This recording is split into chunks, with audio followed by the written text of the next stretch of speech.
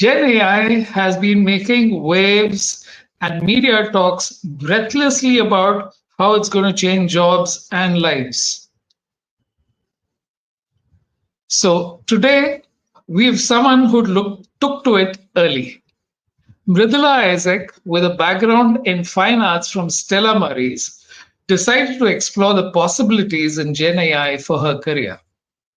She started with prompt engineering, and as she puts it, her background in fine arts gave her mystic level skills. She now does workshops on Gen AI at colleges and industry forums to spread the mantra. Mrudula paints on weekends and is an accomplished first soprano with the Madras Guild of Performing Arts. This is episode 106 of My First Job, the podcast that covers engaging and interesting career journeys. My name is Venugopal. I head Ideascape, a company which is into branding, creative, and design. So settle in, sit back, and enjoy the conversation. Mrudula, welcome to the show. Thank you, Venu. Thank you for having me. This is an honor. And might I say, congratulations on 105 episodes. It's quite a milestone. Thank you. I would say that it looks very difficult, but we just went at it week after week, and somehow we've got to this point. And every single journey, I think, has been a learning experience for me. So I'm sure that anyone who's looking to get into a career will definitely get something out of it, out of something that they're interested in. They don't even have to listen to all the episodes. So Gen AI, it's the hottest thing going around now. So, but you started with fine arts, so and you still paint, Yes. and you're a soprano. So, how did you manage to combine all of these things? And was there some kind of a sequence, or was it just that childhood passions translated? What happened? This was a childhood passion. It started with, I've always been interested in the arts. So, right from music, art, and dance. So, I had gone from Carnatic music to Hindustani music to Western classical music. And I've performed with choirs, the Madras Musical Association, and now I am with Madras Guild of Performing Arts. Similarly, with arts, I've always been interested in drawing and painting. And that took me to Stella Maris, where I did visual arts for the 4 years, and I specialized in painting, fine arts, and I've always loved art history as well. So that's really taken me into the interest of even now in generative AI. Okay, so art history. What kind of art history were you interested in? Oh, the right from the cave paintings to the contemporary artists now, art and architecture as well. Always been fascinated. Okay. And do you have a style of painting? Is there something that you like doing, or is something that you're evolving? I'm still experimenting with everything. I like oil painting. I'm now trying with digital painting as well. I don't think the style has set yet. I still need to go a long way for it, practice a lot more. But Yeah. What about subjects? Do you have things that you like painting right now? Because I was told that painters go through phases. There are things that they really like doing at a certain point in time. oh yes, yes. I went through a still life phase where every object was being sketched. Then I went through a figure painting or figure drawings phase, and now I think I like caricatures or doing caricatures. Okay. So that's the phase now. Okay, but what about the actual act of painting? Is it something that you started drawing on? Let's say you were given assignments in class and you enjoyed it, or was it something that I know that you don't tend to be analytical about these things, but I'm asking you to sort of cast your mind back to the point when you were drawing. And was it something which was your space? It was something that you enjoyed being in?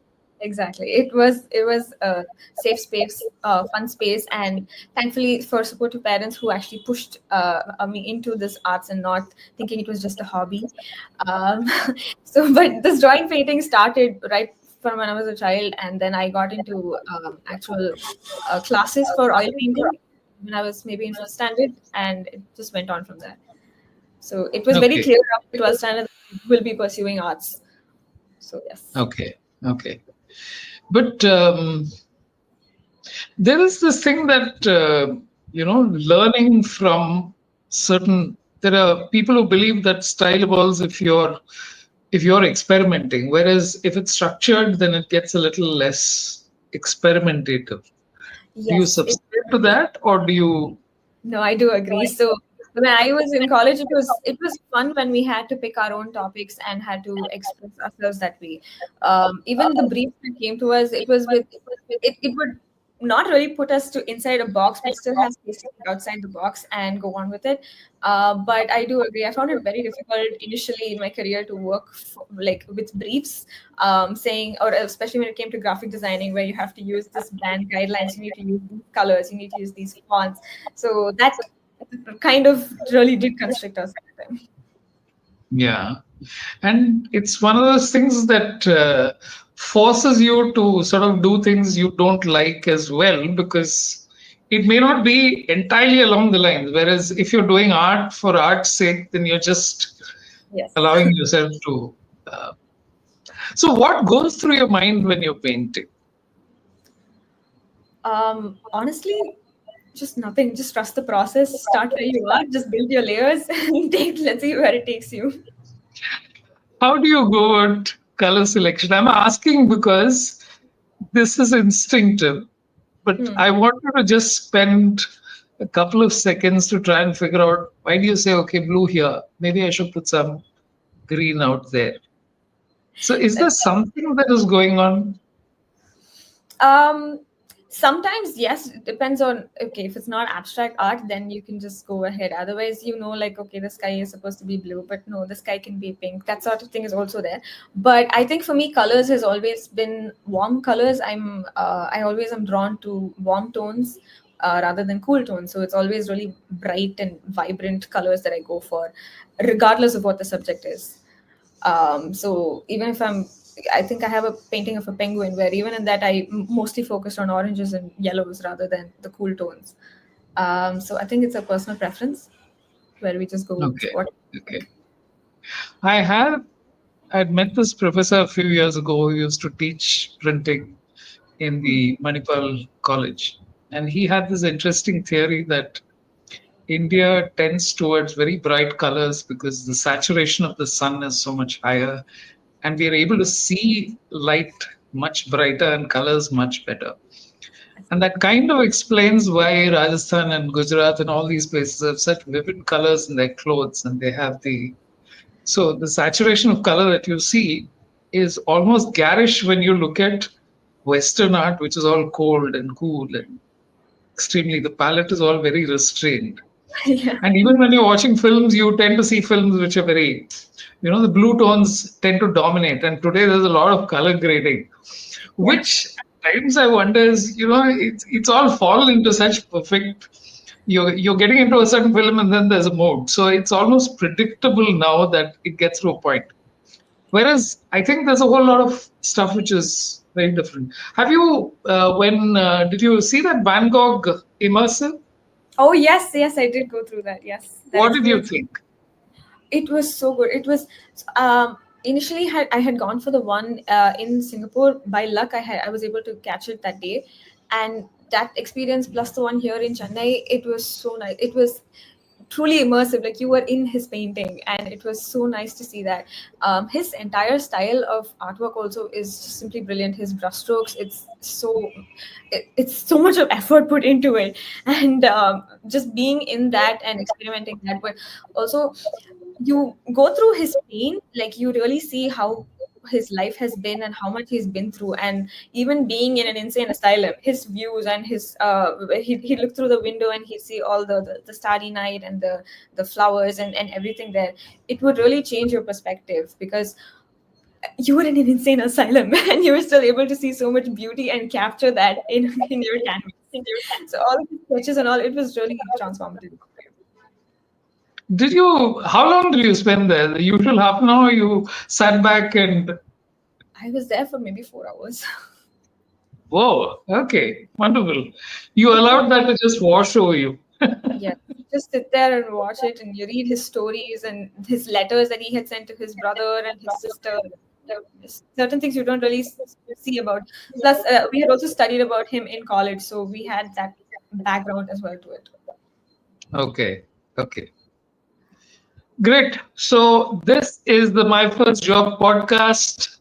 I'm talking to Mrudula Isaac, and we are talking about Gen AI as a creative career. It's one of the things that is getting to be very popular. And a lot of people know that AI is being used in a number of fields. But what we'll also endeavor to do is to show you how AI is actually being used in a day to day profession. Okay. So, Mrudula, what are the I'll get to the Gen AI part because that's really what we're going to get to there. So I assume you didn't really have too much of a problem deciding what you wanted to do in college. Were there any alternative career options that you looked at? So when I was in college, I had specialized in painting, like I said, and the other option to specialize was in designing, so graphic designing. So I figured that's always something I can pick up later, but painting you can just do it now. Let's do that. So at that time, the whole maybe let's see the 5-year plan was to eventually get to be an art director or a creative director somewhere. But from there, it was okay. Start with that. There was an alternative career at the end. And by the end of the 4 years, it was either get into an illustrator position or get into a graphic designing position and take it forward from there. Okay, okay. What are those years like? Because I think every young person going through that phase of the first year is okay. When you're getting into the fourth year and there is this sudden, oh God, I've got to go out and face the world. What do I do? What is this thing called a job? All of us go through it. So, what is Yeah. your experience like? First year was very enthusiastic, just participating in everything and getting extremely good grades. And by the end of fourth year, yeah, it really dawned upon us like, oh my God, we're going to get into the real world now. What are we going to do? We were looking at our skills and seeing what can we do with all of this. Do we start our own our own studio as an artist? Do we work in a gallery? And throughout our 4 years, we were given the opportunities to intern at such places, at a design studio, at a gallery, and go for the India Art Fair and so on. So I think by the end of the fourth year, I did have an idea on what I wanted to do, but COVID had other plans.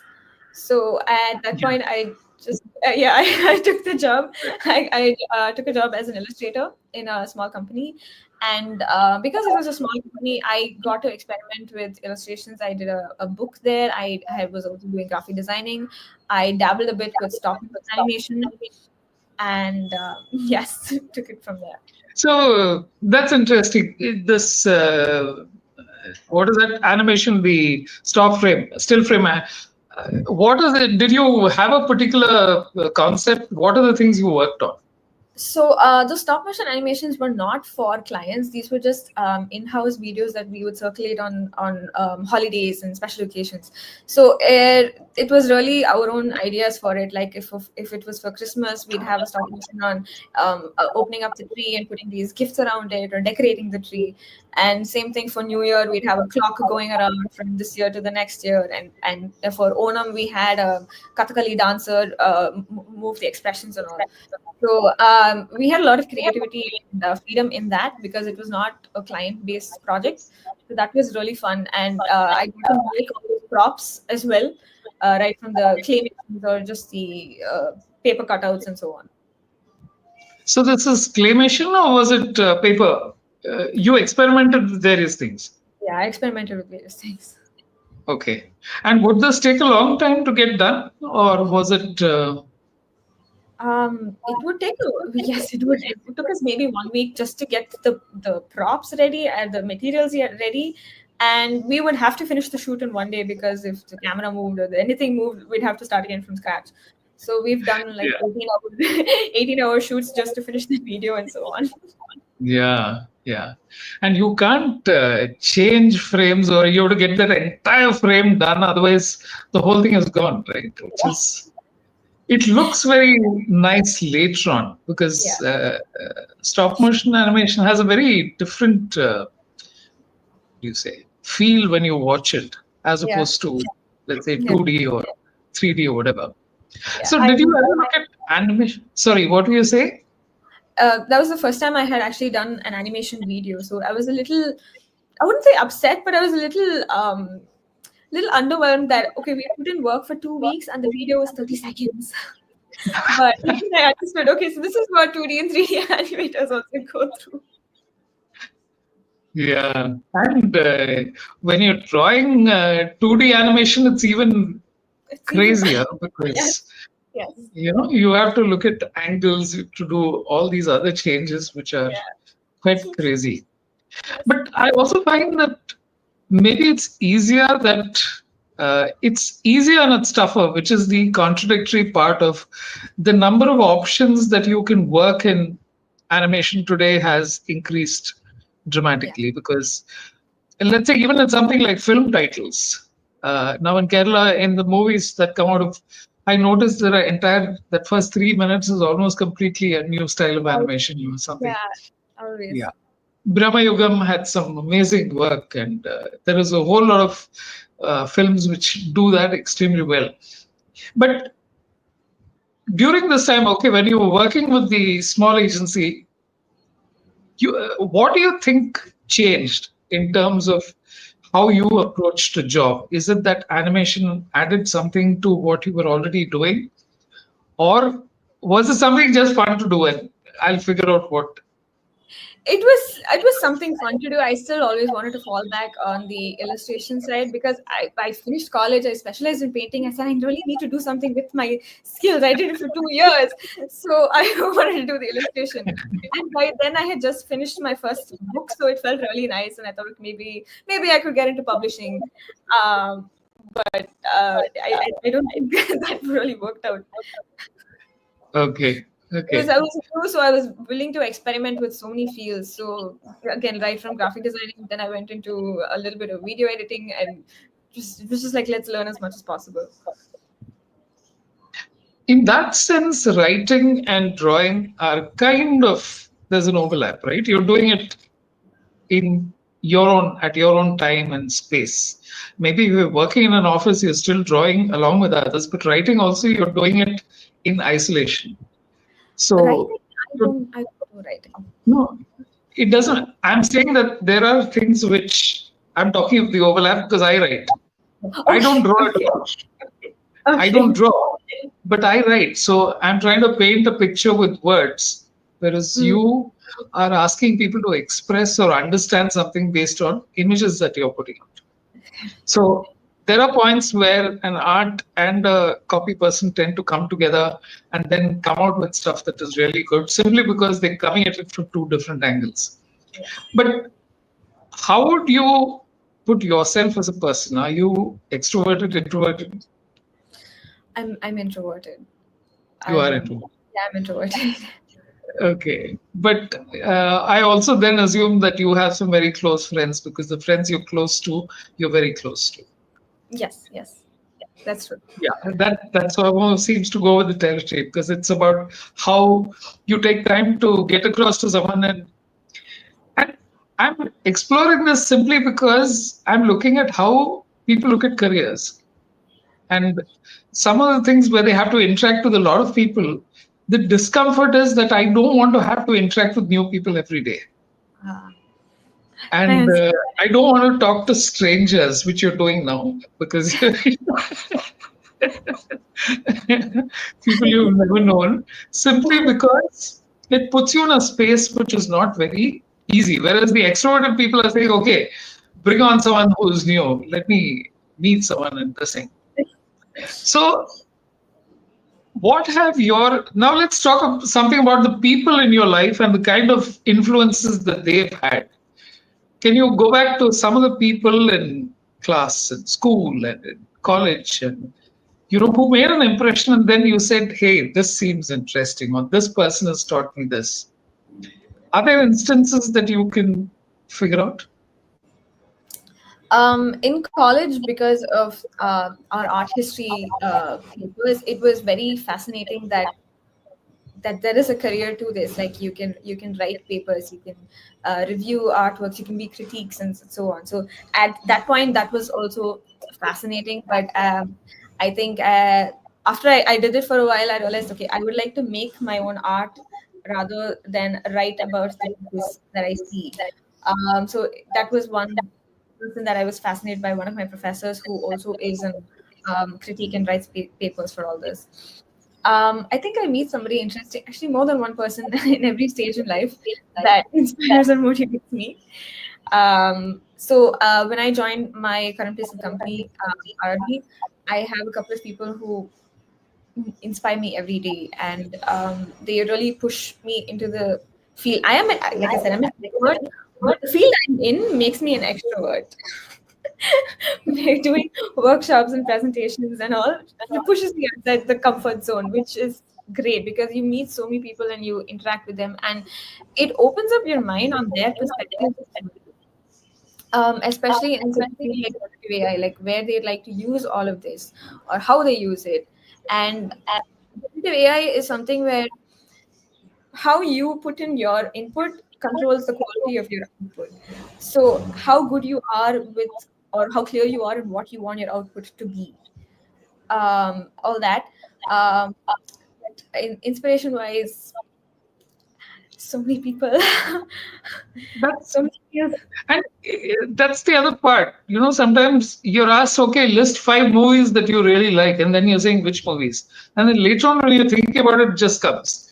Yeah. But when you put on the spot and then say, okay, who are the people who?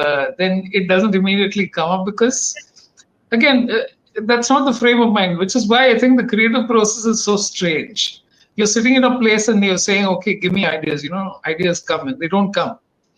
And at a point when you're in the middle of a party or you're talking to someone or you're in a place where you can't put down anything, there is a sudden burst of stuff that you're saying, how do I capture all of this? Because I know this is going somewhere. But I guess that is part of the entire process of how this works.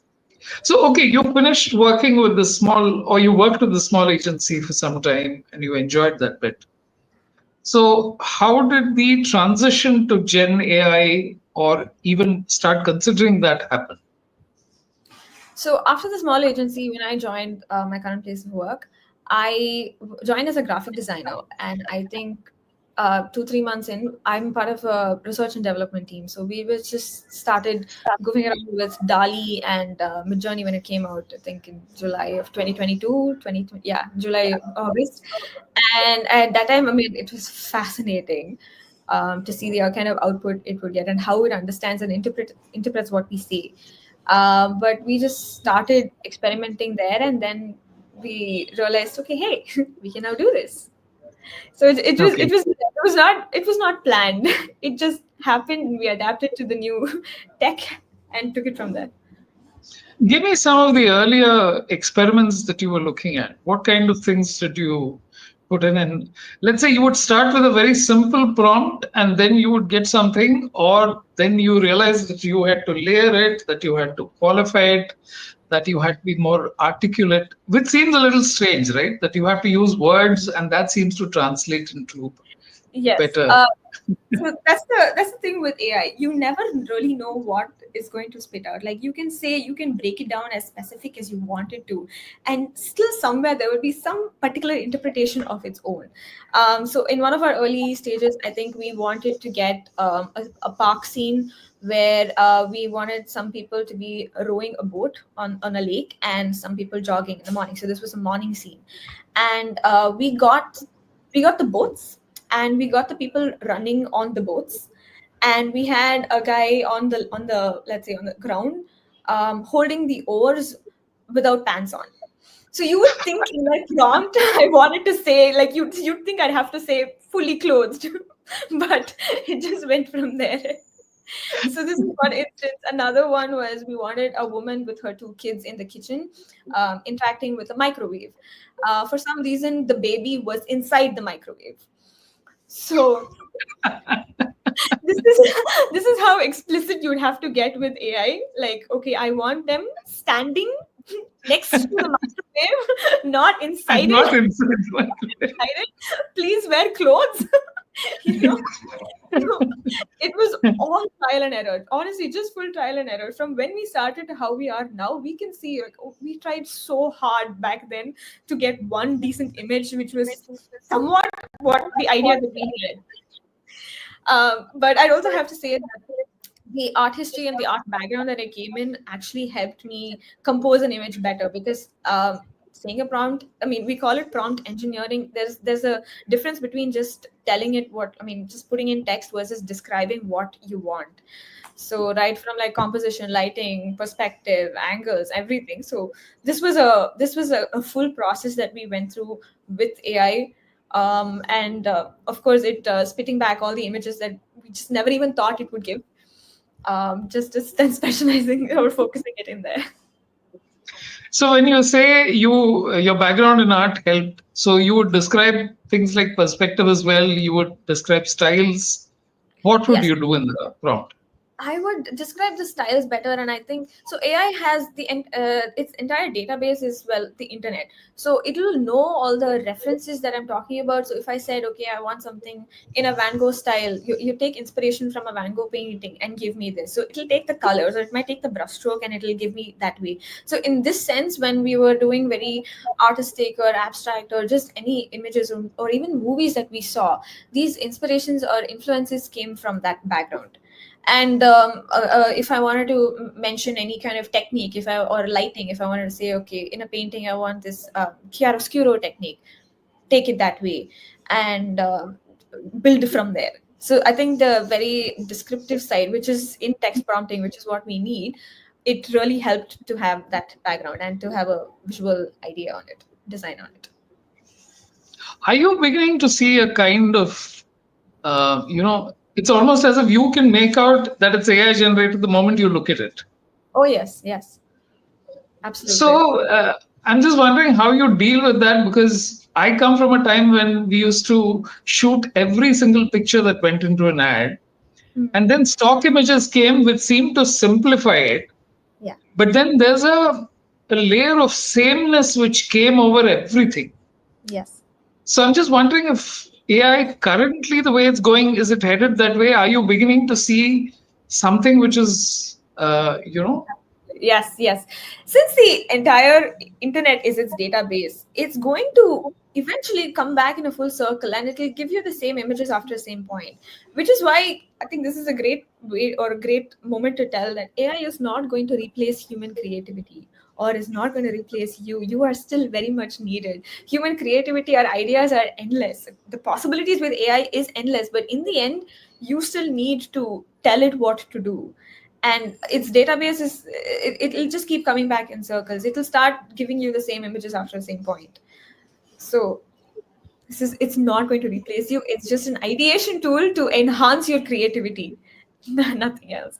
And the stock images are also part of its database. So if you mention that also, you'll get it. And we will notice how it is an AI image. Just in the early images, we'd see how these human beings will come with deformed fingers and legs and extra noses and everything. So there are a lot of telltale signs to know which is an AI image and which is not. Yeah.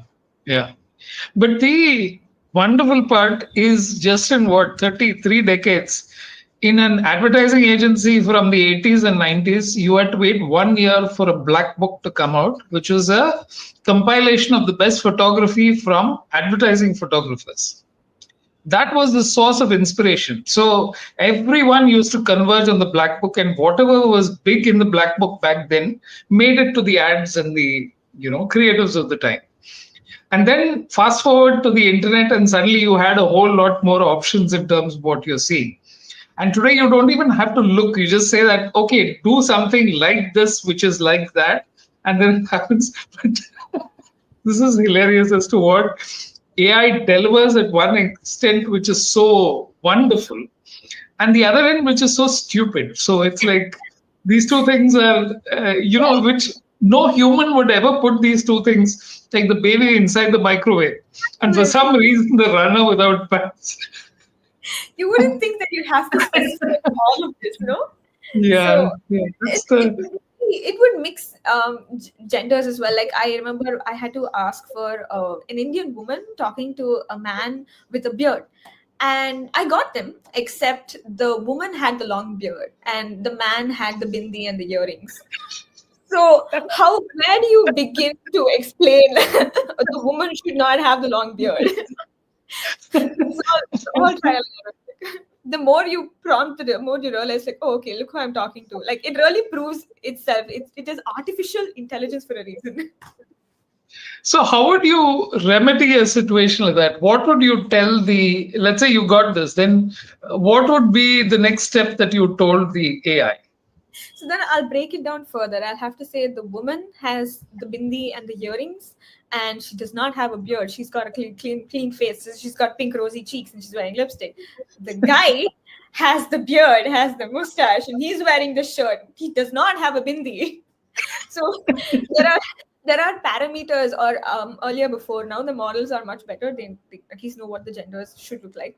But earlier there was something called negative prompting, where I would say this image should not have all of this. So if I wanted to take if I wanted the mother and the baby and the child in the kitchen, I'd have to specify, like, okay, they're standing on the floor. No baby in the microwave. No, I have to specify it. Okay, and I'd have to also say no deformed fingers, no deformed figures, no, this should all just be symmetric and perfect and all those things. Early on in Midjourney as such, it didn't really understand what human beings fully looked like, and I'm talking when it first came out, or maybe even until version 3. So if I say human beings standing together, or just one human, please just give me one full decent human, I'd still get, multiple ears, multiple eyes, or the nose on the forehead. At that time we'd have to reinforce, and we have to re-emphasize what a human being looks like. So I remember at one point I was saying God's creation, Adam and Eve, Homo sapiens. Still didn't get it. Fascinating. Because it's strange how, it's exactly like communication. You say something and you expect that the other person understands this.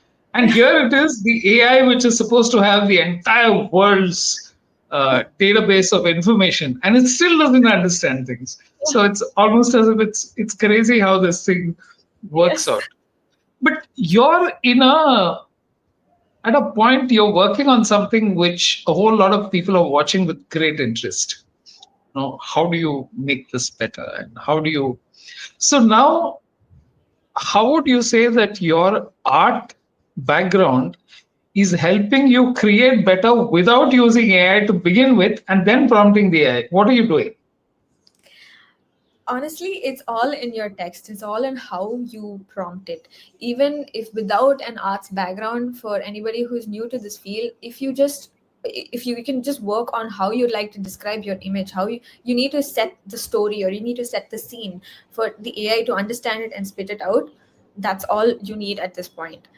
And it's the art background really helps in visualizing it, because you'll have a more clearer idea on how the image should be. If you're talking about composition, you want the rule of thirds composition, you have the perspective and all, but you just need to explain it and structure it in such a way, like you set the scene, you tell about the subject, you talk about the lighting, and you talk about the action, and you take it forward from there. Okay, fine. So let me get back to the regular thing of telling people what this whole show is about, and then I'll come back to you. You're watching My First Job. I'm talking to Mrudula Isaac, who's following a career in Gen AI, and she's really working on the major change that is going to happen in a whole lot of the communication aspects, which is because a lot of graphic design and advertising and communication is making use of Gen AI to try and see what the possibilities are. So subscribe, share, and let people know about My First Job. Now on to one sec, some issue with the, yeah. Okay, so how does this work as a team, Mrudula? What happens when you come together and then you try and figure out where are you going to take this? How do you discuss? Or are you working individually and then you're saying, okay, uh, let's put this all together? The other thing, which I could be wrong about this, but AI tends to, when you ask it to assemble an ad, the typography and all that tends to go all over the place. And sometimes even the back stuff is all, integrating the whole thing is still a whole lot of human work involved, right? Yes, yes, absolutely. So how we work is I have an arts background, and the other people on my team have other different backgrounds as well, an advertising background and a copywriting background. So when we get the brief, we'll get the idea like, okay, hey, this is what we're trying to aim. This is our goal. We want this sort of image and a theme and a background. And the three of us or whoever are working on it, we'll just work on it individually because we all have different ways of approaching it. Right. Again, me with my arts background, I'll have my own way of putting it out or getting the image done. Same way for the other people on my team. And in the end, we will just put it together and we'll see, okay, which works better. Okay, if we could still take this further, let's combine both. And also, this is where it's not the end just after you generate the image. You can still take it further. So that's where image manipulation comes. Like you said about the background and the subject and everything, you may not get everything at one shot with AI, especially if you really get into such a detail that you want a very specific background, foreground, midground. You will not get it in such detail, especially also when it comes to fonts and typography. So that's when you really have to break it down, and you'll have to stitch the image together if it's an image or if it's in a video. But there's a little something for everybody because every day the AI landscape is changing and the ecosystem it's got various niches. So there's a lot of tools that you can use, be it content generation, content augmentation, image generation, image manipulation, video generation, products, analytics, and even UI UX and so on. This is something for everybody to do. But you need to enhance your creativity with it. So you take it, you generate your image, but you don't stop there. You still need to take it further because that's not the end of your job. Because that's why people think there is this common misconception that AI is going to replace you. You still are very much needed to interfere. Human intervention is definitely needed, and you need to be there. No, and what you just said about the copywriter and having to write that out, you can't, sort of ask ChatGPT to generate a prompt which you'll then put into Midjourney, because you're going to end up with that whole circle coming back all over again. Yes. If you have to write, you have to learn to express yourself in a way that the AI then interprets differently, which is what I've been trying to tell people that, just because ChatGPT comes in doesn't mean you're out of a writing job. And as you're saying, just because you're working on, you're using Midjourney, it's a tool. It is not the creative endpoint. And you can't just sit back and then say, okay. It's like saying that at some point, I'm just using an analogy, that, you have flour, you have sugar, you have eggs, and their ingredients, and you just expect that I'll just put that into the microwave and the cake will magically form. Yeah. It's not going to happen. It's not. It's just a tool. It's just a tool, and it makes your work faster. Yes. Okay. So let's say you do something that normally it takes you seven hours to do, but now with AI you're able to do it in 1 hour or less. Doesn't mean you just stop there. What can you do with your remaining 6 hours? You make yourself more efficient. You build on it. You can make more, but that's all on you. So this is where your own personal moral compass or your ethics come in. You don't just stop there. You don't use ChatGPT to just do your homework or do your assignments. You use it to teach you things or like give you an idea on what to do, but you don't just stop there. That's the crazy part, right? Some people are naturally curious. Do you read a fair amount? Are you I used to. Okay. But then, what about art? Do you keep going through stuff and then saying, okay, what is it that I really like watching? What is it that? Not as much as I used to, but it did reading certain papers about the art and art history, architecture did help give us an idea. But now, I wouldn't say you should use ChatGPT to put in prompts from a journey, but there are ways you can use ChatGPT to explain certain things differently or be more descriptive or to give you more adjectives, because if you just know one, you can get your synonyms from it, or if you can talk back and forth. It's like you talk to it and you get more ideas from it. But let's say if I wanted something about architecture but I don't know what it's called, I can say, okay, if I'm talking about the Gothic period, what are these cathedrals and what are the main points in it, and you can use those in your prompts later. Okay. That's a valid point as well. That's very true because there are so many things that you may not know about, or you may not know the jargon that is used in that particular profession. Yes. Whereas ChatGPT or all of this AI has got something that is very clear. So doctors, when they get together, you're suddenly wondering what they're talking about because it's English, but you don't understand a word. Yeah. And so you need an interpreter. So it's not just that you know a language. That's a very valid point. Yeah, I think it's and something because that you. of that because of that, to help with these image generation tools, there are separate sites that will have these categories and terms that will help you describe the image. So if I'm talking about medieval art, there will be like a medieval category and it will have descriptive words under it, so you can see what you want to say if you're talking about the color, if you're Okay. talking about the style, and you can use that in your prompt. So Okay. there are a lot of these things. You just need to know how you want to phrase it together and structure it together. Where ChatGPT can help with your Midjourney prompt is you can say like, okay, if I have this structure, I want to talk about what the image is. Is it a photograph? Is it a painting? Okay, is it a 3D object? That is one category. What is the image? Then you can talk about what is the setting, what is the subject. So you can say like, my prompt should have all of this.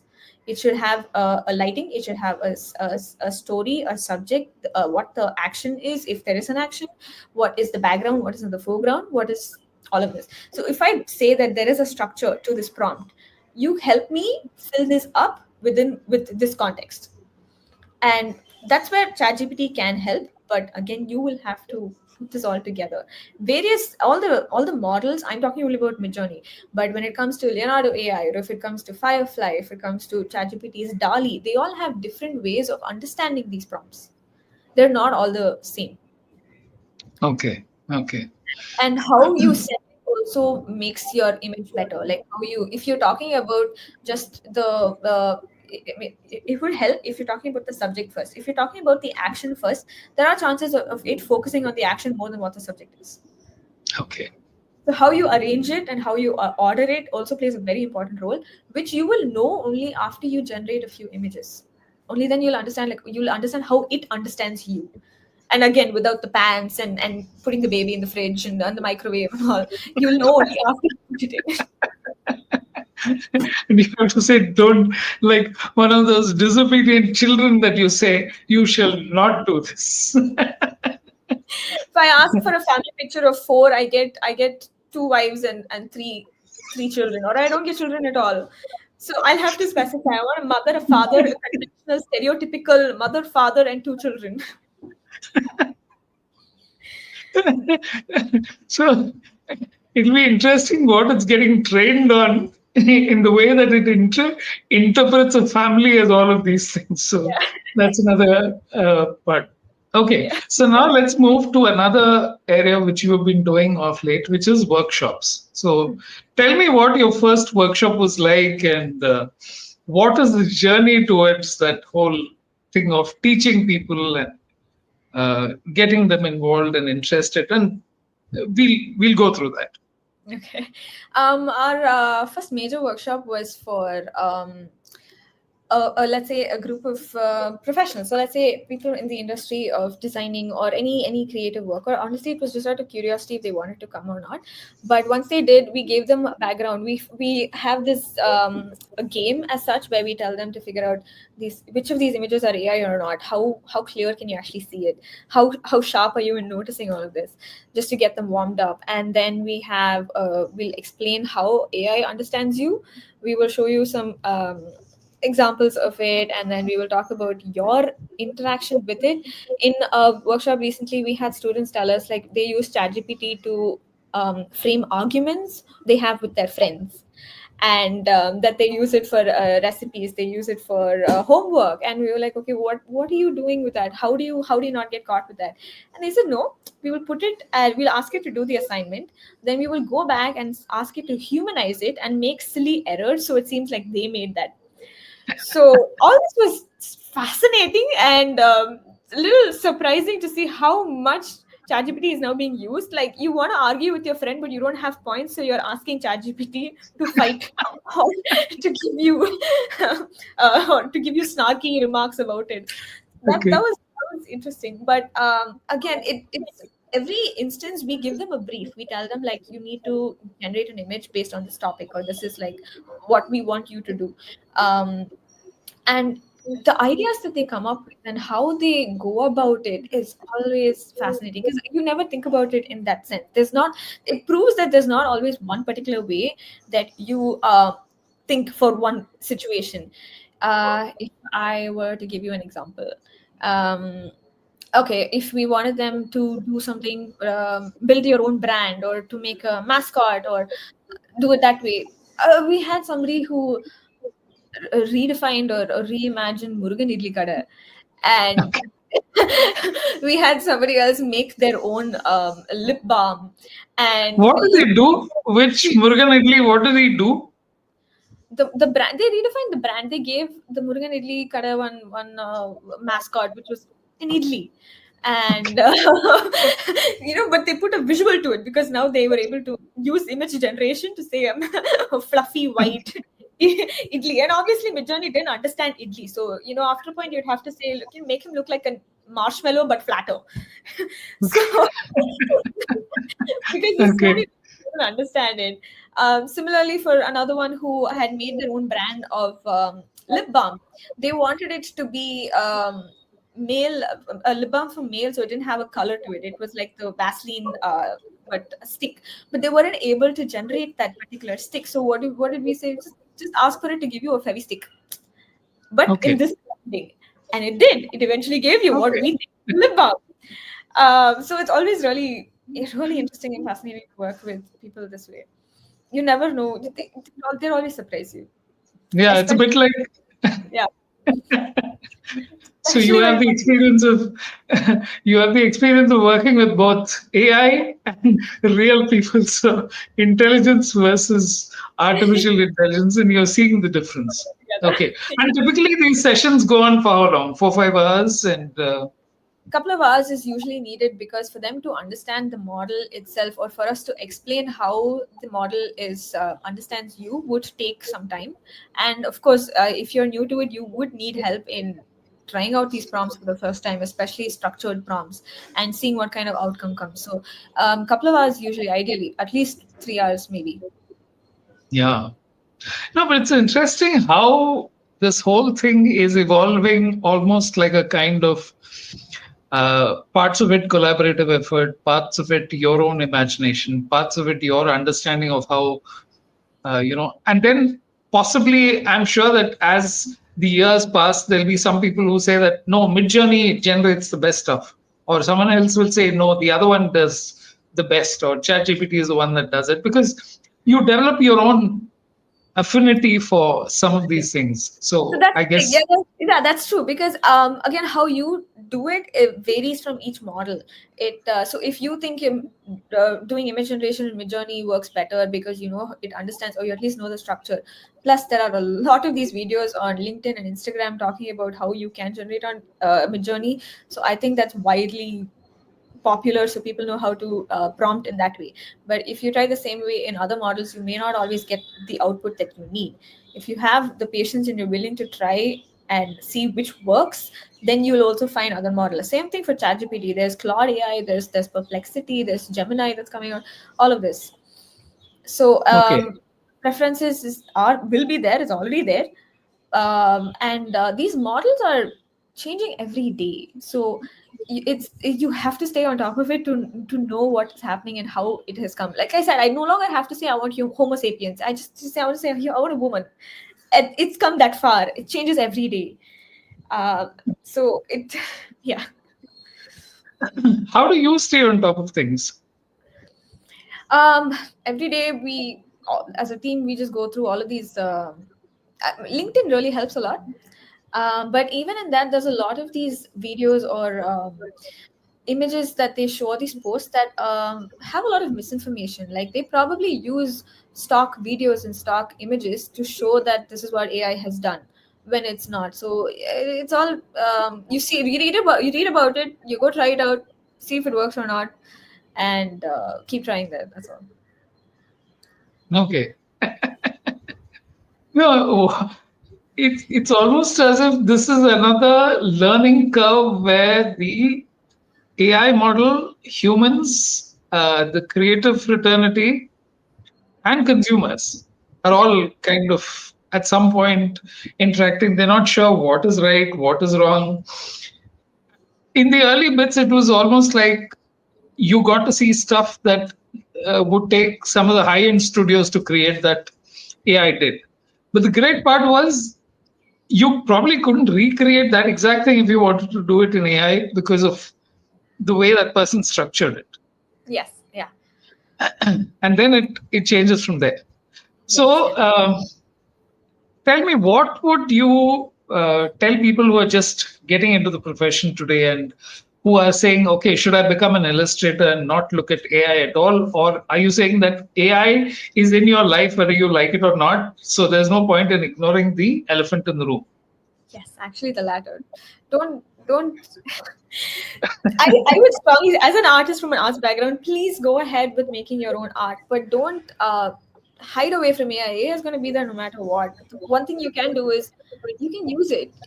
Like how you've probably adapted to Photoshop and everything else. You can use AI, but I'm not saying use that to make your art. I'm saying use that to start somewhere as an ideation tool. You start it to make your storyboards or to give you color inspirations, color palette inspirations. If you're a copywriter, you can use it to summarize your text, analyze your text, do a spell check. If you're, there's something for everybody in this. So that's what I'd say. And don't try to avoid it. It's there. There's no point. Don't have that fear that it's going to replace you. You're still very much needed and you'll always be needed. Your human creativity, your ideas, that comes from you. And there's no amount of AI or any models that could replace you. And yeah, just That's where, okay. Now, this is the other part, Mrudula. When you started drawing, a whole lot of it was on paper, right? Or yes. would you say that? Do you think that's still very important? I really do, yes. Because now there's so much of there's so much technology and so much of this going around. People still need to go back to the pen and paper. There's nothing like it. Why do you Just think that's important? your personal touch is needed, and this your style is your own. You will not get that on AI, and that's something you should be really really proud of. Your style is your own. The way you do it, the way you think, the way you feel, and you do it. Like how you initially asked me, what is my thought process? That just comes from you. You can't always express it in words for AI to do it. You just follow your instincts and do it. Yeah. So there was something that you mentioned while watching the Van Gogh immersive. You said the strokes are so strong. What is a strong stroke? Is it a deep one? Is it something where there is energy in that stroke? How do you interpret it? The energy in the stroke, there's so much life in it because it's not just one color. He's got so many to it. His brushstrokes are, you don't see that anymore. And it's so expressive, and it's just layers and layers to it. And in that particular format, I think it was all the more in your face because it was magnified like crazy. Normally, Magnified. if you went and saw it in a studio or you saw it in the normal setting of a Yes. art gallery, then Yeah. you wouldn't get to see that depth because those flowers were literally blown up to 100 times their size, and Yes. so that really made a difference to how it is seen. Yeah. And now using AI, you can have a more immersive experience where using the VR, the Oculus, you are actually in the setting. You will be in the painting, and you'll get a full 360 view of it, of being inside his starry night or his sunflowers or whatever it is. So that was quite an experience, because apart from just seeing it magnified, the projection room, you are in the painting. You are part of the painting. There was also another section where it was a series of his self portraits, but using technology, they made the eyes blink and they made the eyes follow you. So they actually brought life to him. And the VR aspect was fascinating, because apart from just being in a projection room where the painting is on you, like you feel it on you, you're actually able to see a full 360 of it. Okay. Okay. So, Mrudula, let's conclude with something that most people, young people today, start out. First thing they want to know is, how does this field pay? Is it good? Is the salary good? How do you start out? What is the career track? I know it's just been 3 years, so I'm not looking at saying what is it. But what is your take on how things have been so far? Firstly, for all the young people who see this, what you see on Instagram or YouTube or social media in general about how you will probably get so many lakhs and lakhs of money if you're in the AI field, if you're a ChatGPT expert, that's not true. None of that is true. It all depends on which company you're in, what role you do, and what you do using AI. So salary levels are very they vary, but yeah, it's all subjective. Yeah. But what No, and I guess you have to find out for yourself. Don't yeah, go. But I think that's a very important starting point. That don't look at YouTube influencers and Instagram influencers alone who say that in the next 6 weeks I'll teach you how to make two hundred yeah. thousand and three hundred I thousand know. dollars. Yeah, That's also yeah, it's possible. not going to happen. Yeah. Not. I would like to talk to them if that's true. Okay. Wonderful. So, are there any concluding remarks that you'd like to make? And only one request, I just want to talk to you for a couple of minutes after I sign off. Yeah. Sure. So tell me, what else do you have to say for people who are watching? I would like to say, don't be scared of AI, but in the same breath, I would like to say, follow your own ethics when it comes to AI. Just because they're still working on the security and the privacy and the protocols and the copyright issues doesn't mean you abuse it. Please have your own ethics. There are artists and so many artists, music artists, movies, and everybody who've worked so hard, which is just because now it's on the internet doesn't mean you just rip it off and do your own thing from there and make money out of it. Please follow your own ethics for it.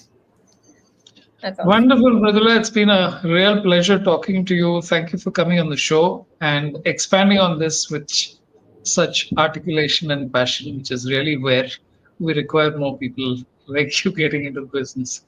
Thank you for Thank you. being on the show. Thank you so much for having me. Okay. That was Mrudula Isaac following a career in generative AI.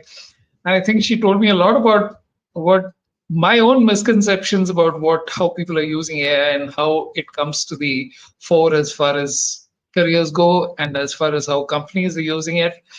She has a very clear line dividing creativity and plagiarism.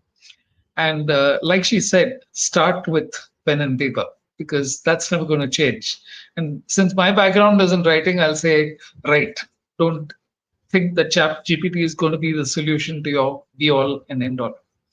Next week, we'll be back with another guest, another career. Until then, keep watching, subscribe, share, and let your friends know.